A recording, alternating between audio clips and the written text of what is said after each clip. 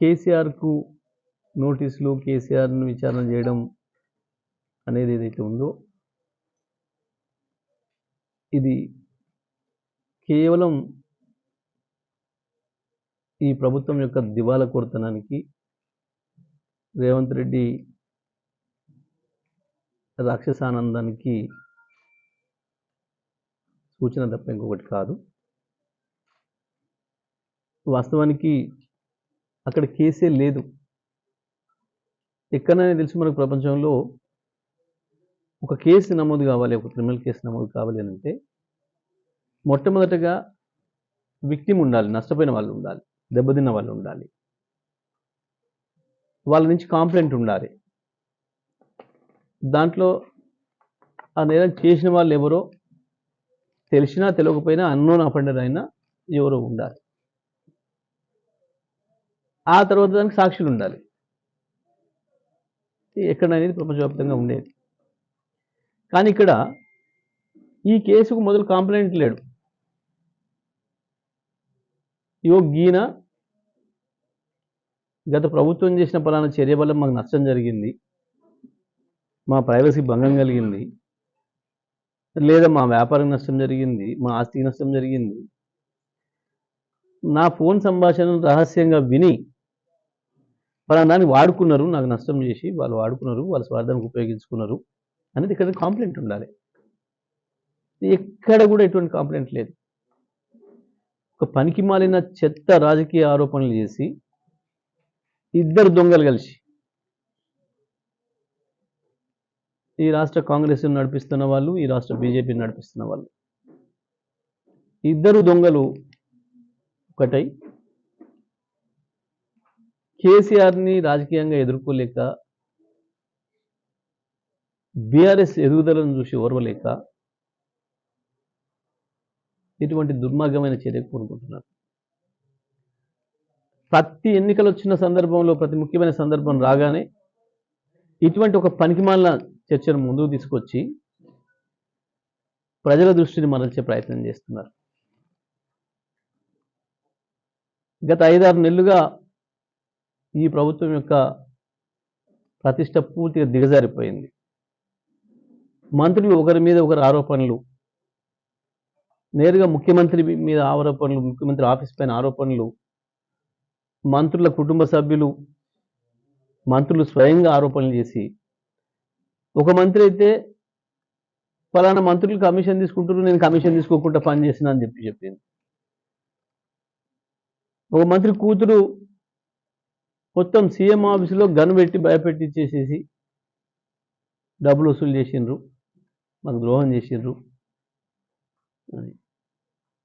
కొంతమంది మంత్రుల పిఎల్ని అరెస్ట్ వరకు వెళ్ళింది. ఇక కొంతమంది మంత్రుల రాసలీలలు అని చెప్పి స్వయంగా ముఖ్యమంత్రికి దగ్గర ఛానళ్ళు, ఆయన చుట్టరికం ఉన్న ఛానళ్ళు, ఆయన ఇంటిపై కాలు మొక్కొచ్చిన ఛానళ్ళే ప్రసారాలు చేసినాయి స్టోరీలన్నీ. వాళ్ళే ఒకరి మీద ఒకరు ఇది మళ్ళీ ఫలానా మంత్రి చేయించుండు అని చెప్పి, ఫలానా చేయించుండు అని చెప్పి, మొత్తానికి ఇది స్కాముల ప్రభుత్వం, ఇది స్కీముల ప్రభుత్వం కాదు. కేసీఆర్ గారి లెక్క రైతు బంధు, రైతు బీమా, కేసీఆర్ కిట్టు, పెన్షన్లు ఇది తీసుకొచ్చే స్కీముల ప్రభుత్వం కాదు. ఇది స్కాముల ప్రభుత్వం, ఇది కమిషన్ ప్రభుత్వం, కమిషన్ల ప్రభుత్వం, ఇది దందాల ప్రభుత్వం, భూదందాల ప్రభుత్వం తప్ప ఇంకోటి కాదు అని చెప్పి స్పష్టంగా తేలిపోయింది, ప్రజల దృష్టిలో పలసబడిపోయింది. ఈ సమయంలో మున్సిపల్ ఎన్నికలు వస్తున్నాయి. మున్సిపల్ ఎన్నికల్లో తప్పకుండా పట్టణ ప్రాంత ఓటర్లు, విఘ్నత కలిగిన ఓటర్లు, తెలివైన ఓటర్లు, చదువుకున్న ఓటర్లు ఎక్కువగా ఉండే ప్రాంతం కాబట్టి ఇక్కడ మనం చేసిన మోసాలు గుర్తు చేస్తారు కేసీఆర్ గారు, బీఆర్ఎస్ పార్టీ. మన స్కాములు, మన కుంభకోణాలు, మన కలహాలు, మన రాసలీలలు ఇవి చర్చకు వస్తేమో ఓట్లల్లా వస్తే మనం దెబ్బతింటాం, ఘోరంగా ఓడిపోతామని చెప్పి అసలు లేని ఒక పనికిమాలిన కేసును వాళ్ళంతలో వాళ్ళే స్క్రీన్ ప్లే, డైరెక్షను అన్నీ చేసిన ఒక పనికిమాలిన సృష్టించిన కేసును తీసుకొచ్చి వరుసగా హరీష్ రావు గారు, కేటీఆర్ గారు, సంతోష్ గారు, సార్ పెద్ద సారు నోటీసులు ఇచ్చి నాటకాలు ఆడుతున్నారు. ఇంకా కొంతమంది పోలీసు ఉన్నతాధికారులు కూడా పూర్తిగా సోయి తప్పి ప్రవర్తిస్తున్నారు. సివిల్ సర్వీసెస్ వాళ్ళు అయ్యుండి, చట్టాలని అమలు చేసిన వాళ్ళు అయ్యుండి చట్ట వ్యతిరేకంగా, చట్ట విరుద్ధంగా పనులు చేస్తున్నారు. పూర్తిగా వాళ్ళ క్యారెక్టర్ను పోగొట్టుకొని పనిచేస్తున్నారు. ఈ విషయం నేనడం కాదు, స్వయంగా వాళ్ళ కాంగ్రెస్ పార్టీ సీనియర్ నాయకుడు, మాజీ ఎంపీ గాంధీభవన్ సాక్షిగా ఆరోపణలు చేశారు. కొంతమంది పోలీస్ కమిషనర్లు, ఐపీఎస్ ఆఫీసర్లు భూదందాలు చేస్తున్నారు, పైకి మీడియాలో ప్రచారం చేయించుకొని లోపటంగా చేస్తున్నారు, ఆయన ఆరోపణలు చేస్తున్నారు. మరి మా నాయకులు ఎవరైనా మాట్లాడితే ఉరుకురికి నోటీసులు ఇస్తున్న పోలీసు సంఘాలు, ఐపీఎస్ల సంఘాలు, పోలీసుల సంఘాలు ఏమైనా ఎక్కడికి పోయినాయి, ఎందుకు స్పందించడం లేదు? ఒక మాజీ ఎంపీ స్వయంగా పోలీస్ కమిషనర్లు అని చెప్పి అందరికి అర్థమయ్యే పద్ధతిలో వాళ్ళు ఎవరో కూడా చెప్పిన తర్వాత కూడా ఎందుకు ఖండిస్తలేరు? ఎందుకు మౌనంగా ఉంటున్నారు? ఆయన పేరు చెప్పలే కదా అని ఒక ఆయన మాట్లాడతాడు. పేరు చెప్పకపోవడమే ఇంకా మీకు నష్టం కదా. అందరి మీద వచ్చింది కదా, ఇప్పుడు అందరి మీద నీళ్ళు నీడలు వస్తున్నాయి కదా,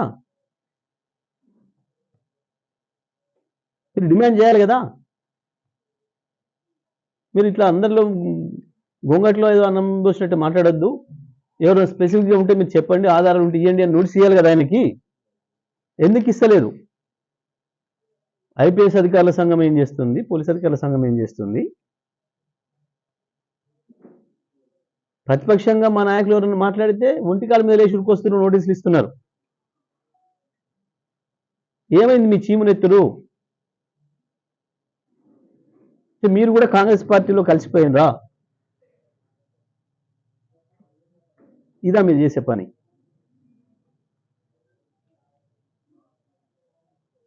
మా ప్రభుత్వం ఉండగా ఇంత పెద్ద పోజులు కొట్టి కేసీఆర్ గారు ఇచ్చిన స్వేచ్ఛతోని మేము ఇంత పెద్ద ఆఫీసర్లు, అంత పెద్ద ఆఫీసర్లు అని చెప్పి సర్టిఫికేట్ ఇచ్చుకున్న వాళ్ళు ఎందుకు ఇవాళ గింత దిగజారిపోతున్నారు? నౌకర్లు ఏం పోవు కదా, ప్రమోషన్లు ఏం ఆగం కదా, ఎందుకు గంత ఆత్మాభిమానం చంపుకొని పనిచేయాలి టాప్ స్థాయి అధికారులు? చట్టాన్ని అమలు చేయాలి కదా, మీరు చట్టం ఉన్నట్టుగా అమలు చేయాలి కదా, రాజ్యాంగం పరిధిలో మీ విధులు నిర్వహించాలి కదా, సులభడితో సహా. కానీ మా ప్రభుత్వం వచ్చిన తర్వాత కేసీఆర్ గారి ఆలోచనతో, కేసీఆర్ గారి విజన్తో శ్మశానాలను కూడా స్వర్గనామాలు చేసినాం.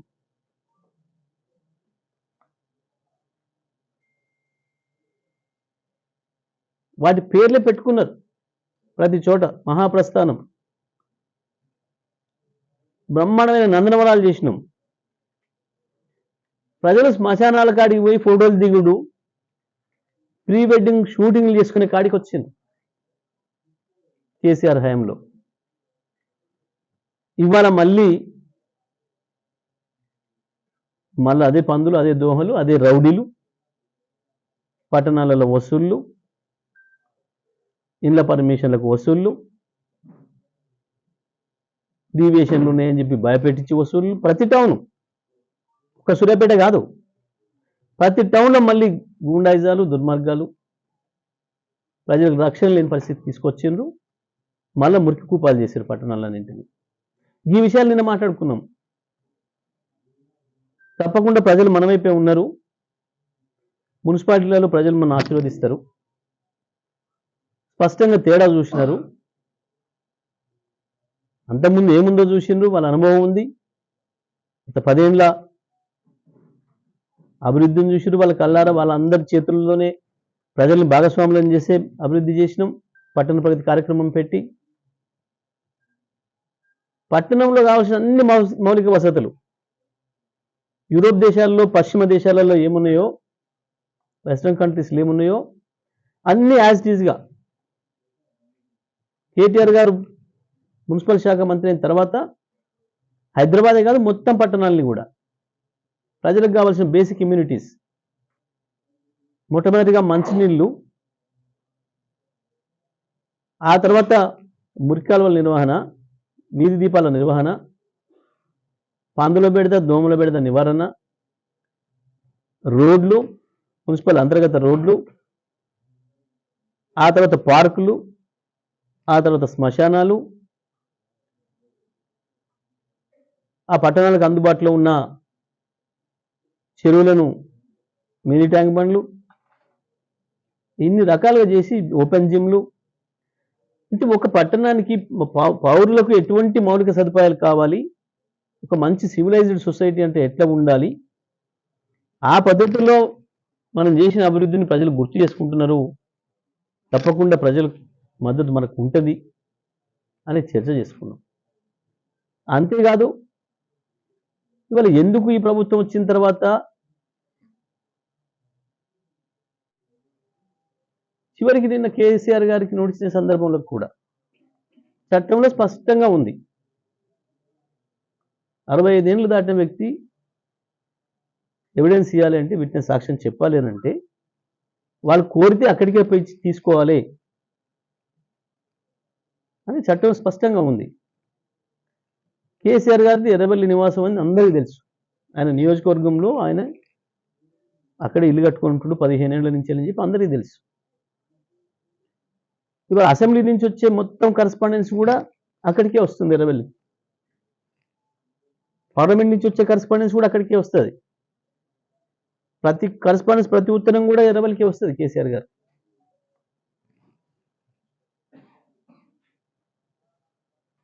ఇంతమంది ఉంది లేదా? అయినా సరే మీరు ఎవరి ఒత్తిళ్లకు లొంగి వాళ్ళ అడుగులకు మడుగులెత్తుతూ ఇటువంటి పనికి దిగజారుతున్నారు. మీరేం చేసినా, మీరు ఎటువంటి దుర్మార్గాలు చేసినా, మీరు ఏ రకంగా ప్రవర్తించినా కేసీఆర్ గారు ఎప్పుడు కూడా చట్టాన్ని గౌరవించే వ్యక్తి, రాజ్యాంగాన్ని గౌరవించే వ్యక్తి, రాజ్యాంగ సంస్థల గౌరవాన్ని పెంచాలని అనుకునే నాయకుడు, విజ్ఞత కలిగిన నాయకుడు. తప్పకుండా మీకు ఏం సమాచారం కావాలనో ఆ సమాచారం ఇస్తారు. వాస్తవానికి దీంట్లో మొట్టమొదటి కింది స్థాయి డిఎస్పీ స్థాయి అధికారులను విచారించారు, ఆ తర్వాత ఎస్పీ స్థాయి అధికారులు విచారించారు, ఆ పైన డీసీపీ స్థాయి అధికారులు విచారించారు. దానిపైన ఎవరు ఉంటారు? ఐజీ, డిఐజీ, ఐజీ, ఆ తర్వాత డీజీపీ, హోమ్ సెక్రటరీ. ఫోన్ ట్యాపింగ్లకు సంబంధించి ఏమైనా ఉంటే అక్కడి వరకే వస్తుంది ఫైల్. హోమ్ మినిస్టర్ కానీ చీఫ్ మినిస్టర్ కానీ రాదు ఫైల్. వాళ్ళ సంతకాలు అక్కడ ఉండవు, వాళ్ళ దృష్టిలో కూడా ఉండదు. ఎవరి ఫోన్లు ట్యాప్ చేసిరనే విషయం హోమ్ మినిస్టర్, డీజీ, సీఎంలకు సంబంధం ఏమి ఉండదు. కేవలం హోమ్ సెక్రటరీ వరకే. అందరికీ తెలుసు. అయినా మరి వాళ్ళని ఎవరిని విచారించకుండా చక్కగా సంబంధం లేని హరీష్ రావు గారికి హోంశాఖ సంబంధం లేదు, కేటీఆర్కి హోంశాఖ సంబంధం లేదు, సంతోష్ రావు గారికి అయితే ప్రభుత్వంతో సంబంధం లేదు.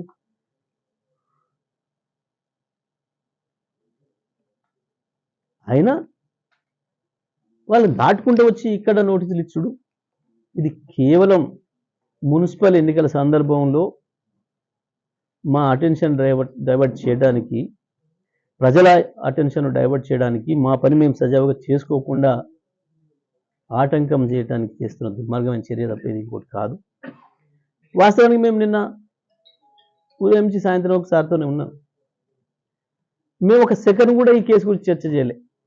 ఒక సెకండ్ కూడా ఏదో కేసు అన్న ఆలోచన కూడా మాకు లేదు. ఏదో పనికిమాలిన డ్రామా, ఏదో ప్రహసనం అని మాకు తెలుసు.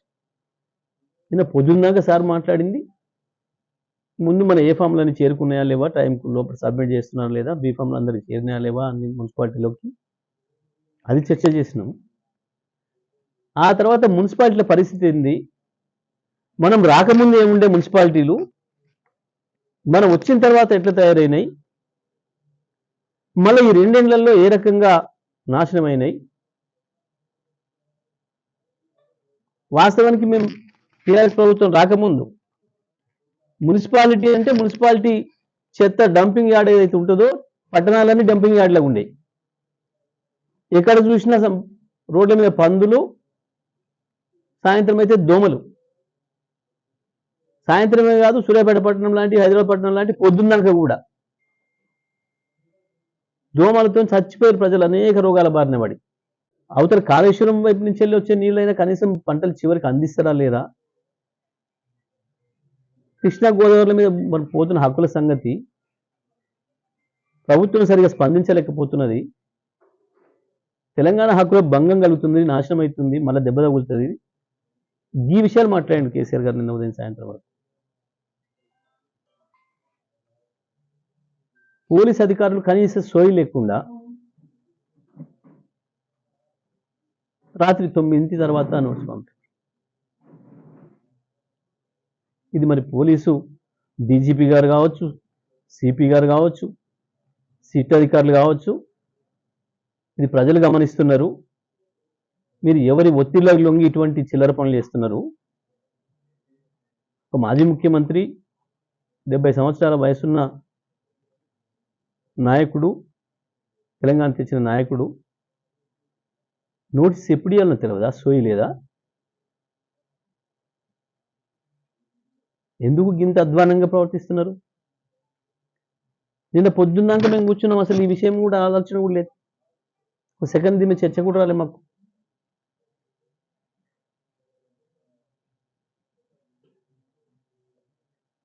ఇవాళ ప్రభుత్వం, కాంగ్రెస్ పార్టీ ఎన్ని దొంగ వేషాలు వేసినా, ఎన్ని పనికి మాలిన ఎత్తుగడలు వేసినా ప్రజల దృష్టిని మరల్చలేరు. మీరు పట్టణ ప్రాంతాల ఓటర్లు ఎట్టి పరిస్థితులలో కూడా బీఆర్ఎస్ పార్టీనే ఆదరిస్తారు.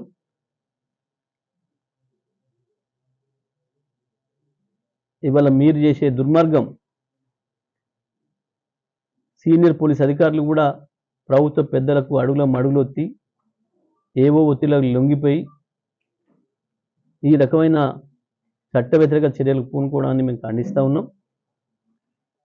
మీరు ఏం చేసినా, మీరు ఎన్ని దుర్మార్గాలు చేసినా, ఎన్ని చేసినా తప్పకుండా కేసీఆర్ గారు ఓ చట్టాన్ని గౌరవించే నాయకుడిగా తప్పకుండా సహకరిస్తారు, మీకు కావాల్సిన సమాచారం ఇస్తారు.